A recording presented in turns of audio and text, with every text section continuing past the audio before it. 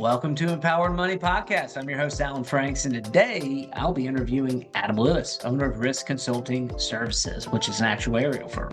Before we hop in, I do want to disclose the information on this podcast is for educational purposes only, that I'm not an accountant, an attorney, and although I am a financial advisor, I may not be your financial advisor. So please make sure to discuss this with your professional team before making any decisions.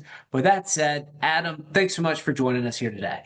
Yeah, thanks, Alan. Appreciate you having me. Absolutely. Hey, before we do, I got some really good deep questions here. Give us a background. Obviously, I know you intimately well here. For those who don't know, Adam and I go back years and years and years here. But for those who don't know you, Adam, can you give us a little background on where you came from and how you got to where you are today? Yeah, that sounds good. 50,000 foot view, because anything closer is kind of ugly. I'd say starting with was competitive growing up, played soccer, wasn't good enough to do anything with that, unfortunately, but needed like some competitive outlet and found it through a profession that was kind of a surprise. I was a math and economics major at Mercer. Buddy of mine who may be on this podcast with me right now recommended I don't become an actuary, so I didn't think about that for a while. And then ended up was working for a fraternity.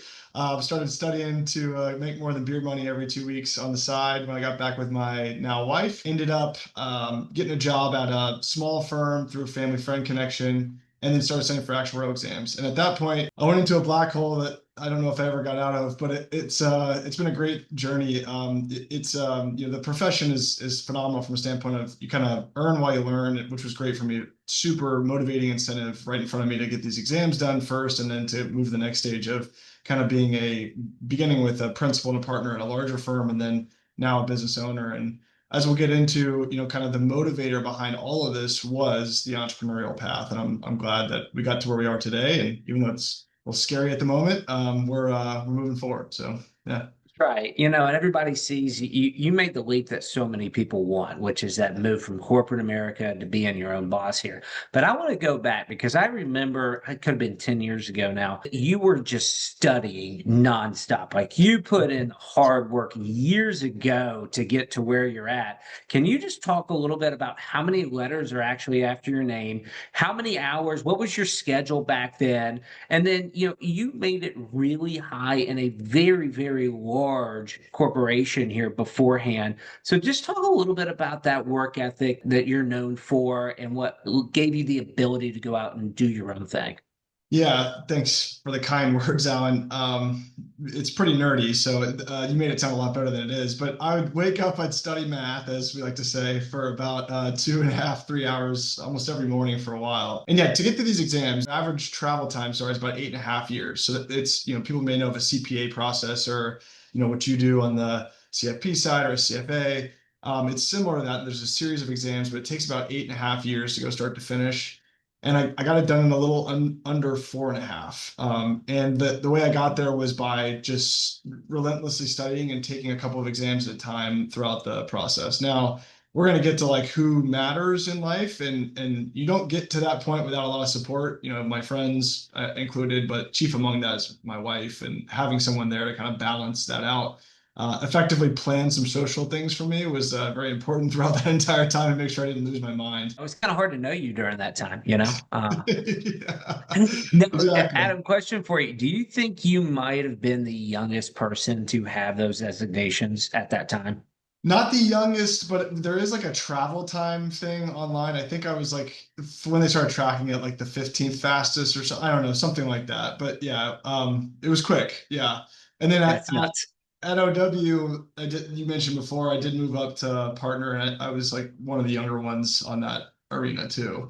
But it's important to note, like, I did this because I knew what I wanted to do, and it was it was all building towards where this is now.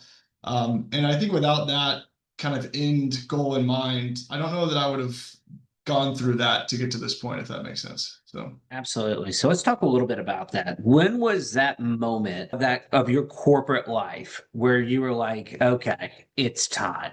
Let's go. yeah, so I actually started before I even took my first exam. I had a conversation with my now father-in-law, and he just put the idea in my mind of like, why couldn't you be a small business owner? And so I would say that moment started right at the beginning of my corporate life. And as you know, We had an accountability group. We would meet regularly and talk about what the vision was for our lives. And through that process, it became clear of, okay, I need to get as much experience as I can in the corporate setting as soon as possible, and then move into an equity position. Now, what happened was, for good thing for me and the company, there was a great match at Oliver Wyman. And so for a while there, when I moved to Oliver Wyman, I was happy, they were happy. I thought this could be something that could be fulfilling enough to go on and kind of make a career and a life out of it there.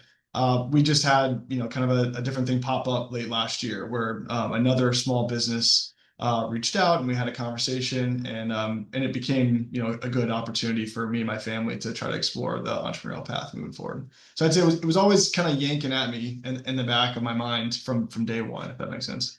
Yep, yep. So we're going to talk about you buying this business, how you chose it here. Now, can you talk a little bit? We have so many people that want to, quit their corporate jobs and go start their own business. And oftentimes I'm like, you just don't want to work, right? And oftentimes they're just tired, they're just burned out, right? And so can you talk to me a little bit about how you were really strategic and methodical about making this move here? Yeah, well, I had good advice, and that was, put some money aside. And then also it started out, I got a reach out from one firm, and right after I became a fellow of the Couch to Actual Society. So it was back in like 2018, maybe. And we explored it, had a conversation. Ultimately, they wanted me to move geographically, physically, and that wasn't an option at the time. That's probably the best thing that ever happened because if I would have gone to that firm while I was too young, I would have had no control, and who knows? I mean, like, yeah, I believe the people that they meant what they said when they said it, but you just never know what's going to happen in the future. Then I had another firm opportunity come up right around COVID, and I was having conversations with that individual small firm, and that one ended up falling through. And kind of as it was falling through, like the writing was on the wall. I reached out to a career coach or a business coach who was also a broker. His name's Alan Melton. I'll give him a shout out because he was super helpful to me throughout that process. And Alan and I wrote some letters to small firms. So I got a curated list, or I created one rather, and he wrote it anonymous letter out. And we had a couple hits through that process. But through that process, I got connected with the now owner or the person that I purchased. He says he never got the letter, and I think at this point he would be honest with me.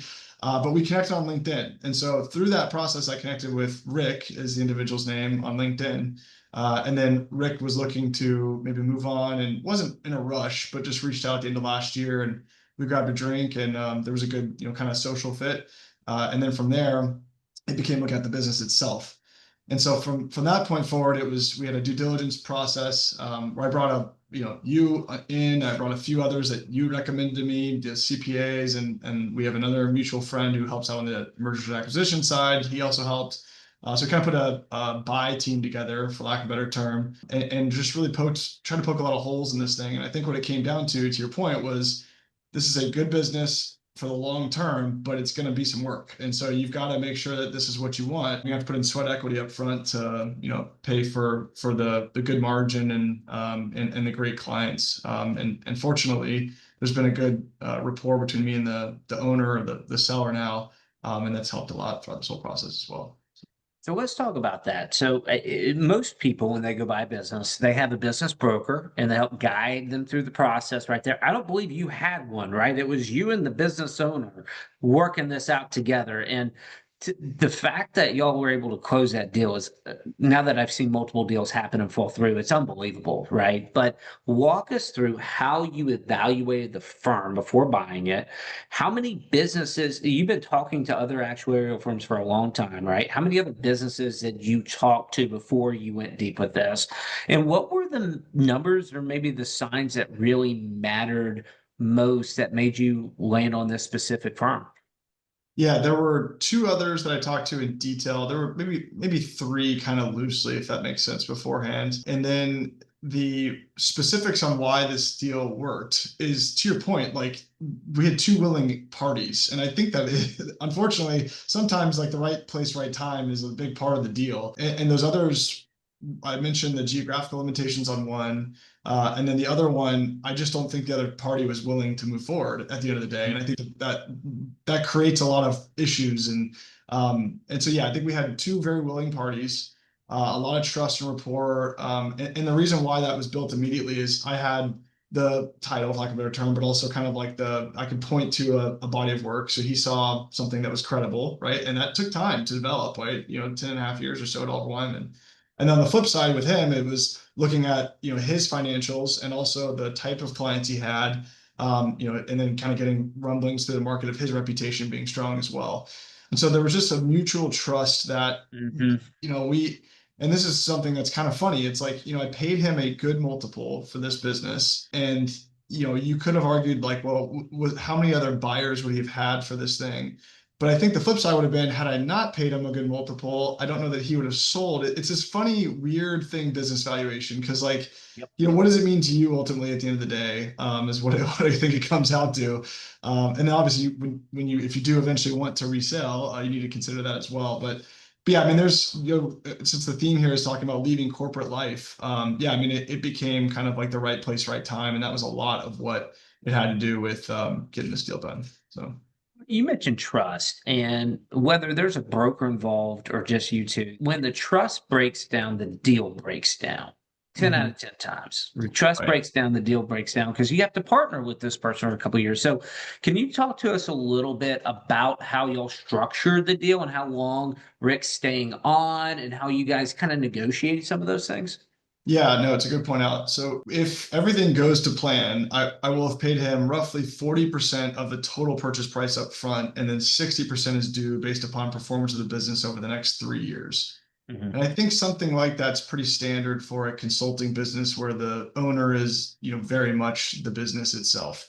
Yep. Um, and then, yeah, from that point forward, it became an element of, okay, well, he'll be in the room with me, so he can trust me, or rather, he can trust himself to step in if things are not going well. He's staying on for 2 years. And then vice versa on my side, like if he's trying to, or rather, if there's a client where there's a problem where him being involved would help, then obviously he's still here and he could help. And that actually has happened already, where one of the clients has just suggested, like, hey, why don't you just let Rick run it this year and you can watch, and then you come in, and then the next year you take over while Rick's here. And that's fine by me. I'm happy to learn and kind of listen in here. So. Yep. Yep. Hey, I don't want to just bypass the fact that, okay, yes, there's numbers, yes, there's valuations, yes, there's multiples, but you're also human and there's some massive emotions, right? And you were at a position at your old firm where you could have created multi-generational wealth with W-2 income, right? You never had to worry about business owner, employees, inconsistent revenue, right? What was going through your heart emotionally throughout this time, and when did it really get like real? Yeah, good question. There was a lot of travel at my last stop at Oliver Wyman. And to be clear, I think they probably would have worked with me if I wanted to push back on that. So it's not an either or necessarily. But through that travel, being away from family, and then also just seeing where the next step was. I mentioned before that I'm competitive to a certain extent. I think some of that, unfortunately, is unhealthy where it comes from at certain times too. And I could see myself slipping into kind of following the people that were ahead of me. And I looked at the lives that they had, and that is just not what I wanted. And so to your point, like, could I have traded my time and my relationships for that money? For sure, I definitely could have. And I probably still could. I'm not putting words in their mouth, but I could probably find a place and go do that. But yeah, what it came down to is I had to give this a shot. And if this works out the way that we hope, to be clear, at the end of the day, my focus is on my clients and executing for them. But when it comes to a personal at-home standpoint, if we do this the right way, then we also get the benefit of the home life being what we hope it to be. And again, back to the earlier point, like that doesn't mean I'm just going to be sitting around and at home whenever anybody wants me here. Like there's still a lot of work to be done, but it's a matter of, okay, can I control my calendar versus someone else controlling my calendar? And that's the hope, right? That's the bet that we're taking here. And so far it's working, Yeah. which is good. So. So you saw the same demoralizing future that many consultants see, maybe some attorneys at big law, that, oh, the higher up the food chain I get, yes, I'm trading my time for more money, but it never really relents, right? And when you're a business owner, you at least have the ability to go from your office, which is in your basement, upstairs for a couple hours to be with your friends, back to the office down in the basement, right? Yeah, exactly, exactly. And then also like if I want to earn less money and trade that for hiring someone, I can do that now.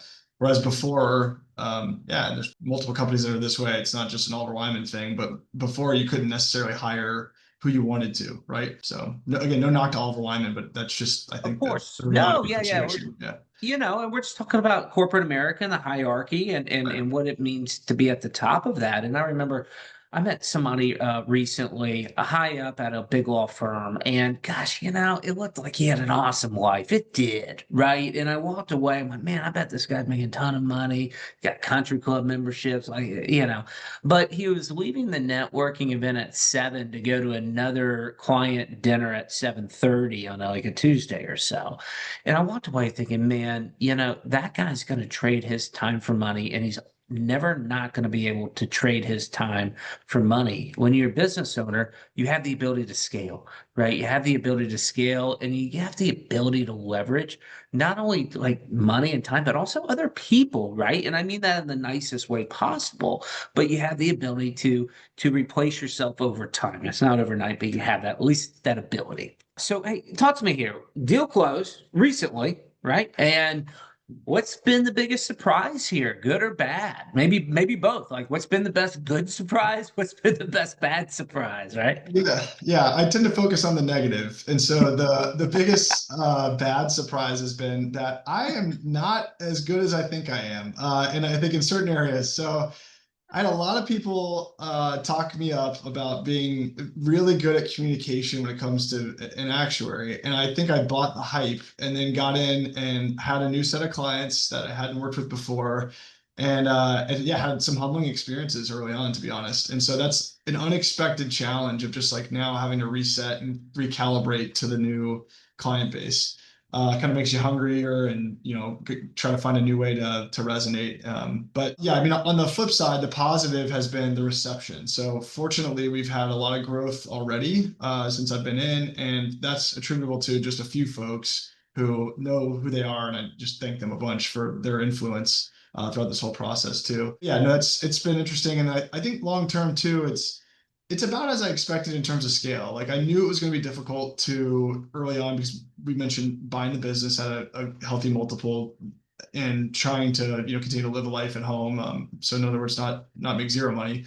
Knew it was going to take some time to scale, and that's about as expected. And so I guess we're just going to have to see how that plays out. But that is the bet here, right? It's not you didn't buy this company to just keep doing the same thing. It's to scale and to like you mentioned before, try to grow a business. And so, yeah, early stages yet, but heading in that direction now. So, Yeah, and thanks for being vulnerable and sharing that. I tell everybody that there's only one way to learn how to be a business owner, and that's being a business owner. There's no school for it. Like if you get an MBA, people from MBA will tell you this. That's to go to corporate America. That's to work up the finance chain or something. They don't teach you how to run and buy business, right? And right. so you learning something in the first 90 days of running this, is probably something that you're going to relearn and relearn and relearn here. But the School of Hard Knocks is the only school you can go to learn that stuff. So thank you for sharing the good and the bad. And I'll brag on you a little bit. The growth that's happened at your firm since you started from the people who know you, trust you, like you, and want to see you do well has been unbelievable. And so it's really exciting. We're going to have you in on the 1 year anniversary too to see, okay, how much did the firm grow? How did you do it? Things of that nature. So I think yeah, you're going to focus in on the negative, but there's a lot of positive there. So Thanks. Yeah, thanks. great. So hey, let's talk about the future. Vision here. Okay. You bought this firm. You just mentioned you didn't buy the firm just to keep it doing what it's doing.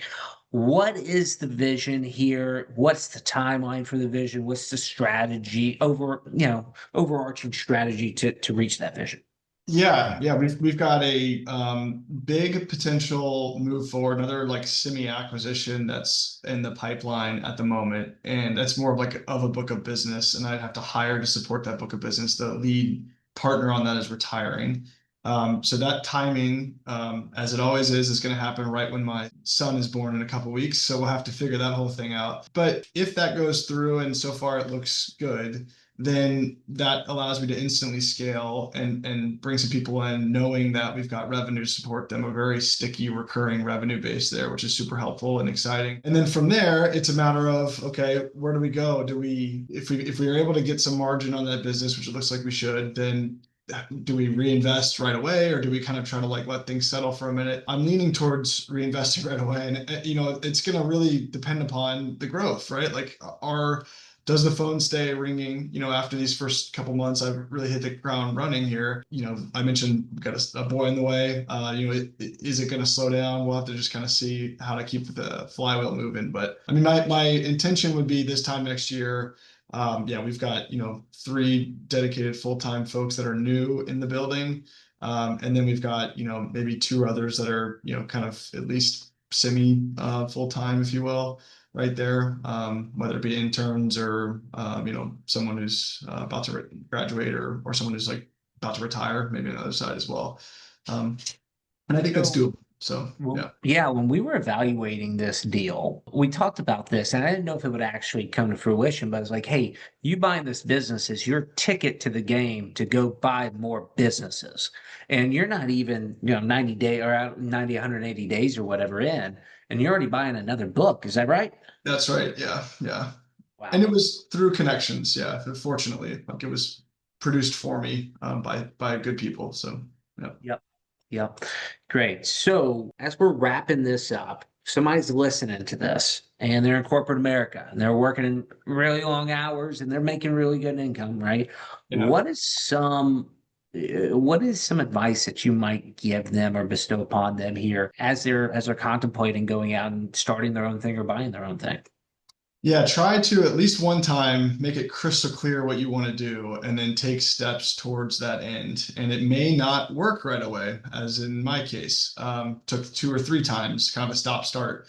But the nice thing was when we bought this business, we had already gone through so many trials and tribulations that the simple things like creating a website or marketing materials or stuff like that, like that was already done and in the hopper. And it was like, boom, now let's get this stuff out there. And then from day one, I could have a presence in the market, which has led to growth, which is great. But yeah, you've got to write it out. And I know at some point someone had asked about a book, and I think like Think and Grow Rich is fantastic for that, where I know it's corny, but it is super helpful to write out exactly what you want.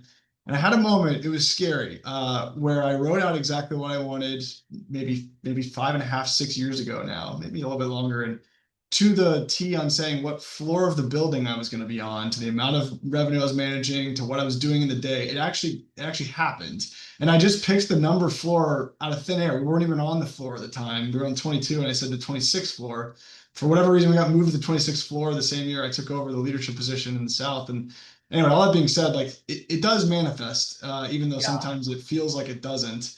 It does eventually manifest. So that would be my biggest piece of advice. Just like get it down on paper, try to be specific. Through that process, you're going to figure out what you're missing, and then it's up to you. If the action's worth the time, if you feel like it is, then you'll keep going, and then you'll know, right? Then you at least gave it a shot. Man, that is awesome. So, of course, we've read, everybody's heard of the book. I don't know how many people have actually read it, but for you to give that specific point there, anecdote of how it affected your life. And I believe there's a quote out there saying, hey, writing down, exactly what you want is like going to get you 50% of the way there, right? I'll say this, there's a follow-up to that that says if you write down a problem you have as precisely as you can write it down, you've already solved 50% of it. And it's amazing. Don't knock it until you try it. And then you try it and you're like, oh my God, holy shit, this stupid thing actually works, right? And so we read all these technical books and all these things just to get the edge. And sometimes we forget about the basics, right? The fundamentals of that. Yeah. Awesome. Hey, I always will end with 3 signature questions. You just mentioned one of them. What's the most influential book you've ever read? Okay, you just mentioned that one. Let me ask you 2 other questions, and these are kind of, I'm going to ask them in one. But what's your biggest regret that something you did do or you didn't do, or you wish you'd have done sooner, right? And then also, what are you most grateful for? What's something you did do, or maybe something that you didn't do that you're grateful for that's led you to where you are today? Yeah, what I did do that I'm grateful for is what I just said. Like stuck it out and kept going. Had an idea, a vision of where I wanted to go, and then actually took the step, even though it was scary. And I'm spending a lot of money in this business, to be clear. So there's still certainly risk throughout this entire process. But I'm very very happy I did that, stuck it out. What I'm upset with myself for not doing or for maybe doing was just listening to other people's opinions too much early in my career and when you're young, you go to the people that you know and that you trust, and everybody's just different. Like that's all there is to it. Like people have different tolerances for different things, and Mhm. I think at a certain point you just got to figure out who you are and kind of let the rest go. There is one book that's been super helpful for me on that front, and even if you're not religious, it's fine. But Jesus Calling, really simple, every single day, and the idea behind having something external is the ability to then just get to either meditative or prayer state where you feel like you're connecting to something, whether you call it God, whether you call it a higher power, whether you call it kind of the infinite intelligence, I think is what is referred to in that Think and Grow Rich book. Something where you can kind of really center on your thoughts and your beliefs. And I think if I would have done that more sooner, I'd probably be in a better place. But I'm Yeah, very happy with where I am. So. I tell you what, there's something out there, man, whether you call it a vibrancy, a wave frequency, like the universe wants to help you. It's amazing. Well, awesome. Well, Adam, thank you so much for sharing your story and your journey here. Like I said, I want this to be a 10-parter where we come back every single year and kind of, just journal the growth of your business and your journey there, man. But thank you so much for doing what you do and taking the leap so that we could be here today. Yeah, thank you so much, Alan. I appreciate it, and thanks for the opportunity.